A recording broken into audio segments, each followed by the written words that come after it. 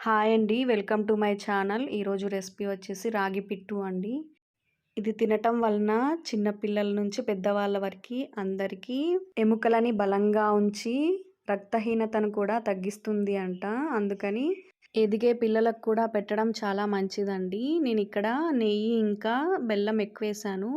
అందుకని లడ్డు చేయడానికి కూడా కుదిరిందండి. చాలా టేస్టీగా వచ్చింది. ఎలా చేయాలో చూసేద్దామా?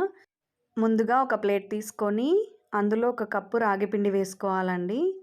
కొద్ది కొద్దిగా వాటర్ చల్లుకుంటూ పిండినంతా బాగా కలిసేలాగా కలుపుకోవాలండి. తడి పొడిగా మాత్రమే కలుపుకోవాలి. ఎక్కువ నీళ్ళేసి పేస్ట్ లాగా చేయకూడదు.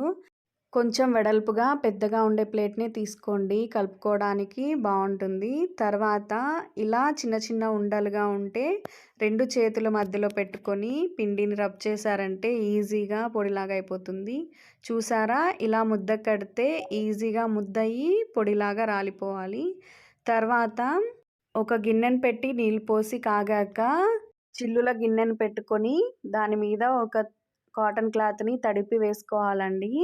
ఇలా కాటన్ క్లాత్ మీద మనం ముందుగా కలుపుకున్న రాగి పిండిని చల్లుకొని అక్కడక్కడ చిన్న రంధ్రాలు పెట్టుకుంటే ఈజీగా మధ్యలోంచి కూడా కుక్ అవుతుంది. ఇలా మొత్తం క్లాత్‌నంతా పిండి కవర్ అయ్యేలాగా బాగా కప్పేశాక గ్యాప్ లేకుండా మూతను పెట్టి ఒక 15 నిమిషాల నుంచి 20 నిమిషాల వరకు మీడియం ఫ్లేమ్‌లో ఉడికించాలి. మధ్యలో ఒకసారి 15 నిమిషాల తర్వాత చూసి చెక్ చేసుకోండి.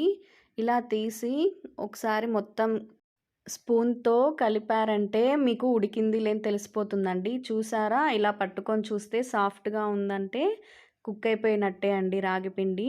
తర్వాత దీన్ని ఒక ప్లేట్‌లోకి తీసుకొని ఒకసారి ఉండలు లేకుండా అంతా కలుపుకోవాలి. ఇప్పుడు ఇందులో ముప్పావు కప్పు బెల్లం తురుము వేసుకోవాలి. అలాగే ఒక పించ్ సాల్ట్ అండి. టేస్ట్ బ్యాలెన్స్ అవుతుంది. ఎండు కొబ్బరి ఇంకా యాలకులు మిక్సీ పట్టి పౌడర్ వేసుకున్నాను. అలాగే కొద్దిగా నెయ్యి వేసి మొత్తం బాగా కలిసేలాగా బాగా కలుపుకోవాలండి. మీరిక్కడ బెల్లం తురుము బదులు మీరు బెల్లం పౌడర్ వేశారంటే చాలా ఫాస్ట్‌గా ఈజీగా కలిసిపోతుంది. ఇలా మొత్తం కలిపేశాక అక్కడక్కడ బెల్లం ఉన్నా ఏం పర్లేదండి. తర్వాత ఇలా చేతికి నెయ్యి రాసుకొని లడ్డూలాగైనా చేసుకొని తినొచ్చు, లేదా అలాగే స్పూన్ అయినా పెట్టుకొని తినొచ్చండి. నాకు ఇక్కడ ఎక్కువ తీపి కోసం బెల్లం ఎక్కువేశాను. అలాగే నెయ్యి కూడా వేశాను. అందుకని లడ్డూలాగా చుట్టుకోవడానికి కూడా వీలైందండి.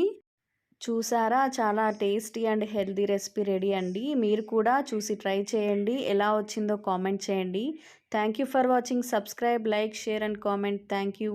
మరెన్నో వీడియోస్ కోసం సబ్స్క్రైబ్ చేయండి.